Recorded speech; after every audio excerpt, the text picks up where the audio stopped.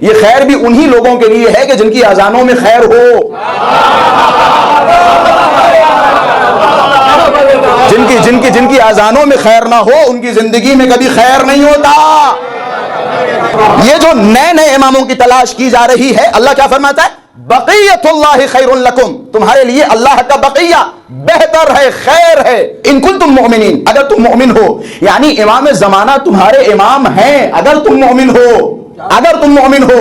اب دیکھیے جناب والا، اس معاشرے میں کوئی نظر آئے جو کسی نئے امام کی تلاش میں جا رہا ہو یا لوگوں کو ورغلا رہا ہو کہ جناب والا اب ہمیں کسی نئے امام کی ضرورت ہے، تو سمجھ جائیے اس کا شمار مومنین میں سے نہیں ہے، اس کا شمار مومنین میں سے نہیں ہے۔ اللہ نے امام کو باقی رکھا ہے، اللہ نے امام کو باقی رکھا ہے کہ جناب والا فلاں مذہب کی مثال دی جا رہی ہے، فلاں فرقے کی مثال دی جا رہی ہے، فلاں فرقے کی طرح ایک امام کی پیروی کرو۔ ہم بھی تو کہتے ہیں ایک امام کی پیروی کرو، ہمارے پاس تو دوسرا امام کوئی ہے ہی نہیں۔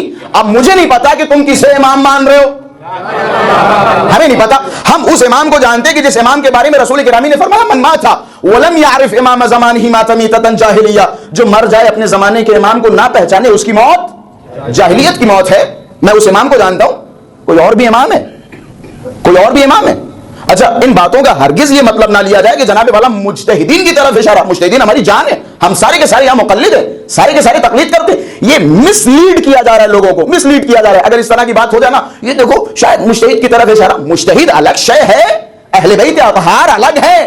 بھائی ہم نے جب معاشرے میں علی کو اللہ بنانے نہ دیا ہو تو ہم کسی مجتہد کو امام کیسے بنانے دیں گے؟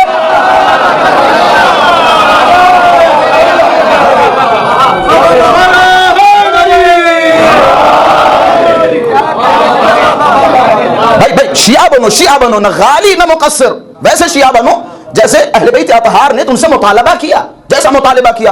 اب جناب والا یہ نہایت شرم کی بات ہے، شرم کی بات ہے، شاید آپ لوگوں تک وہ تمام باتیں پہنچی ہوں۔ شرم کی بات ہے کہ جناب والا آپ کسی فرقے کی مثال دو، فلاں اسماعیلیہ فرقہ ان کا ایک امام ہے، اب وقت آ گیا ہے، اب ٹائم آ گیا ہے کہ ہم بھی کسی ایک امام کو چنیں۔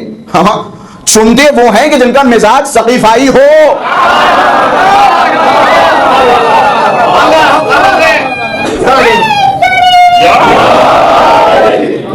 غدیری مزاج رکھنے والوں کے لیے مولا اوپر سے آتا ہے، اوپر سے آتا ہے۔ چنے وہ کہ جن کا مزاج سقیفائی ہو۔ جناب والا امام زمانہ ہے بقیت اللہ خیر لکم، اللہ کا بقیہ امام زمانہ تمہارے لیے خیر ہے، لیکن شرط یہ ہے کہ تم مومن بنو۔